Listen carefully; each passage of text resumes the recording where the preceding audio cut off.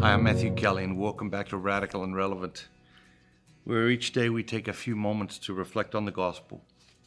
Remember, each day we're listening for a word or a phrase or an idea that the Holy Spirit uses to get our attention, to anchor the gospel in our day, that day.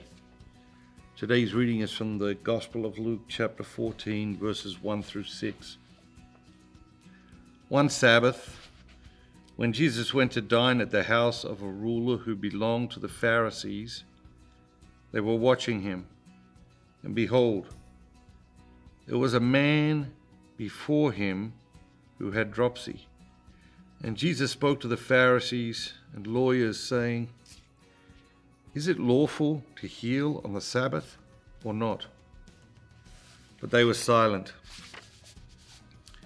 Then he took him and healed him and let him go. And he said to them, "Which of you, having an ass or an ox that had fallen into a well, would not immediately pull him out on the Sabbath day?" And they could not reply to this. So we're back to the Sabbath. Obviously, it is central to the Jewish faith even to this day. It is central to the Christian faith. And, the Jews, they took very seriously what was permitted on the Sabbath and what was offensive to God on the Sabbath. The thing that jumps out at me today is, this is nuts. This is insanity.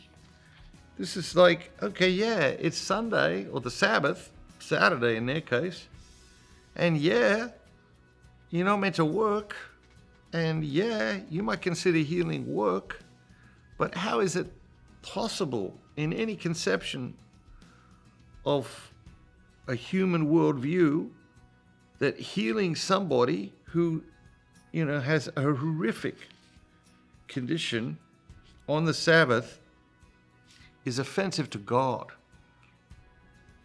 And you got to then ask the question, what is your image of God?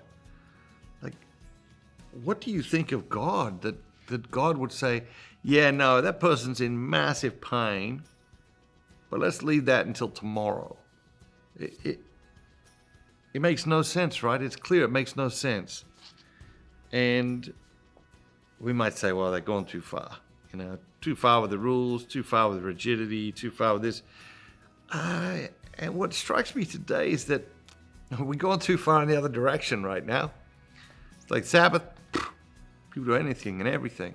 And not the things that God is very clear that he wants us to be doing on the Sabbath. And so, yes, we might look at this and say, insanity. But I think we also need to learn to look at the Sabbath of the world today and say, well, that's also insanity. It might be a different type of insanity, but it's still insanity. And so how, out of all of this insanity, do we draw a new, life-giving vision of the Sabbath for you, for me, for your family, for my family, for your parish, for my parish? How do we do that? I spoke a lot about the Sabbath in slowing down to the speed of joy. And the idea of, you might have to work your shift as a nurse on a Sunday night. Okay, I get that. Make your Sabbath from Saturday night to Sunday night. But let's get more intentional about the Sabbath. Let's really start to dial in on what kind of Sabbath is God calling us to. Have a great day, and remember, be bold, be Catholic.